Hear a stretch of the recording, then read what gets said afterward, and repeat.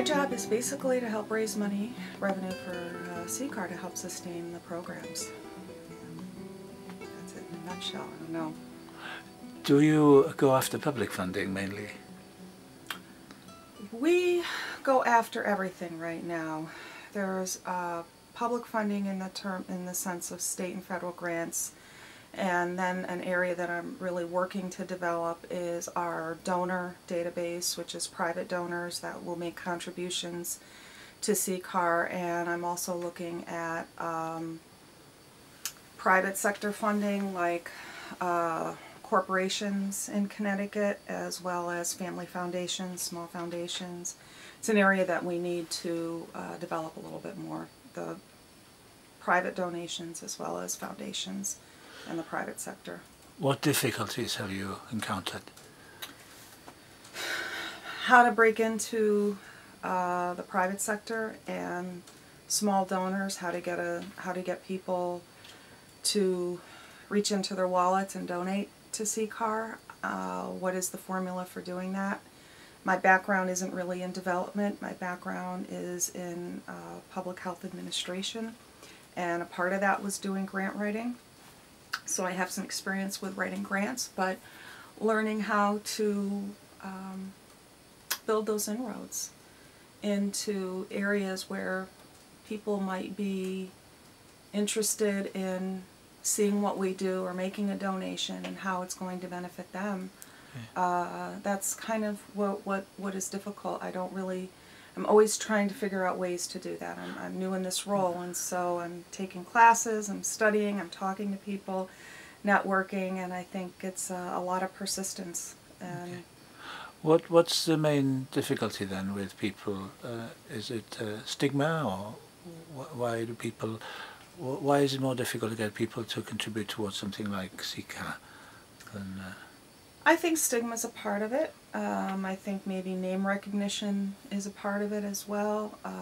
People are inclined to give when there's disasters like Haiti disaster or Hurricane Katrina, and people are homeless and nowhere to live. People tend to reach in and give. People are sometimes willing to make donations when they think that someone's at a disadvantage through no fault of their own. That's what I'm seeing. So when it's children and disadvantaged, poverty-stricken children, then people want to give money because it's not the child's fault, and they feel that it's a good investment, because if you invest in children, then that'll contribute towards society. People are more willing to give towards health problems, again, if there's no blame associated with it, like breast cancer or Alzheimer's or things like that. But when there's something where there's a lot of stigma associated with addiction and alcoholism, and a lot of, I think, painful feelings when people have been affected by that, and they tend to maybe not feel quite so sympathetic. And I think a lot of times people don't really understand what we do as well. How does somebody qualify for a job like this, and what qualities are they looking for somebody who's appointed to a development officer? You'll have to ask Phil that question.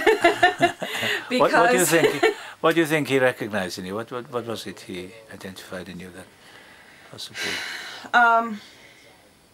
Well, I had no experience in development other than grant writing. So we were meeting with Phil earlier today, and as you heard him say, he took a gut, he kind of went with a gut response. And what happened, I'll tell you a little nutshell of my story here at CCAR. I came here after I lost a career. I worked in the Connecticut Department of Public Health. I had 8 years of recovery from alcohol and prescription pill addiction, and I relapsed on pain medication. After some surgeries and developing some chronic pain, I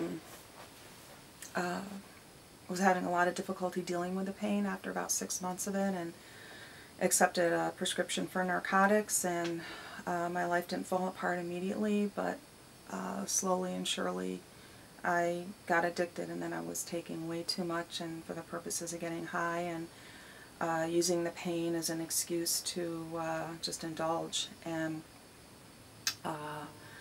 developed a lot of complicated medical problems as a result of that, and was in and out of work, and not performing very well at times, and my employer gave me a lot of chances, but I ended up racking up a couple DUIs, all on prescription pills, and finally they just had been through so much with me that they asked me to leave in lieu of being terminated. So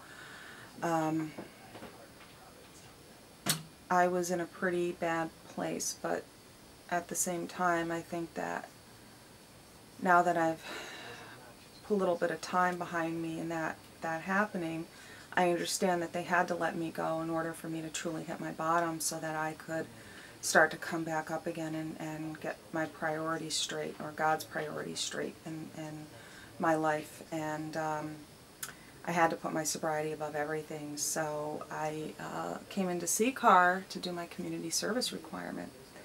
And I didn't have a job.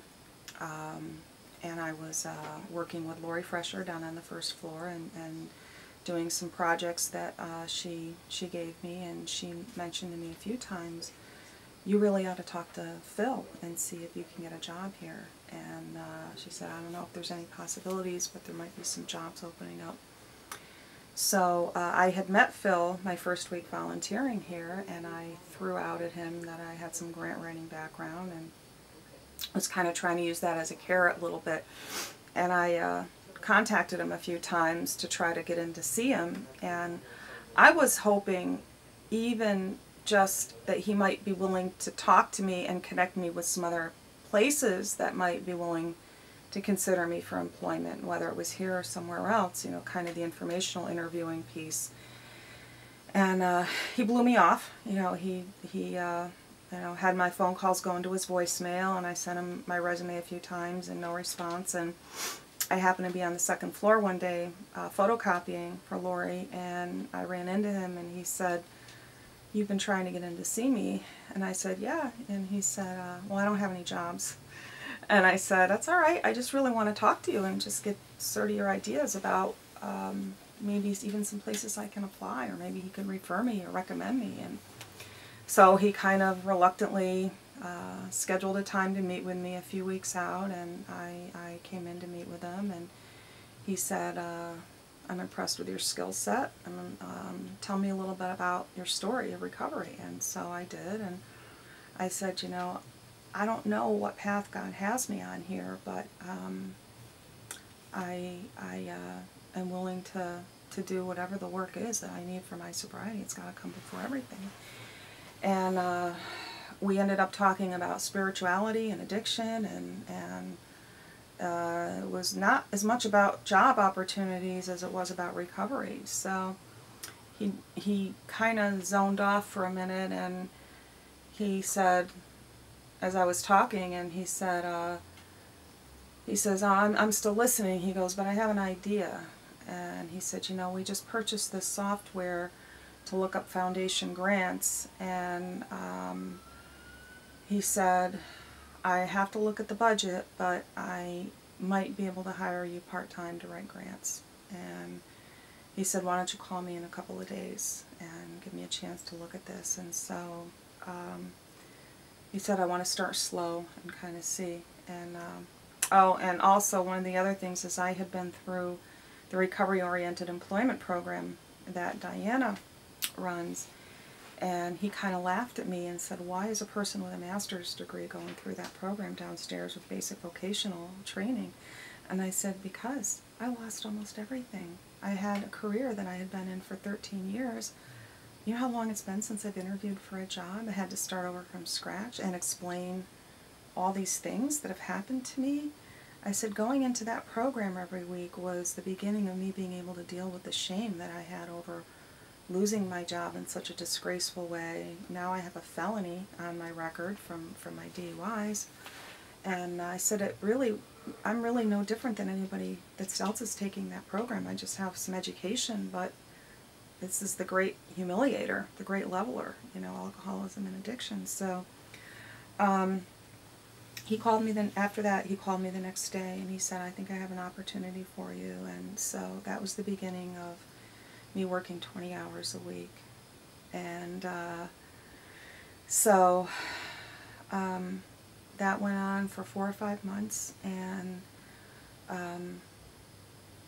he had a vision for making this into a development position, and I wasn't sure, to be honest with you. So that was the beginning, and I told him that I was willing to do the work. I didn't know what the outcome was going to be, just like my sobriety, but that I believed in the work here, that CCAR was an example of. CCAR was extremely helpful in my own recovery, and I was willing to do the best I could to promote the organization. And here you are. And here I am.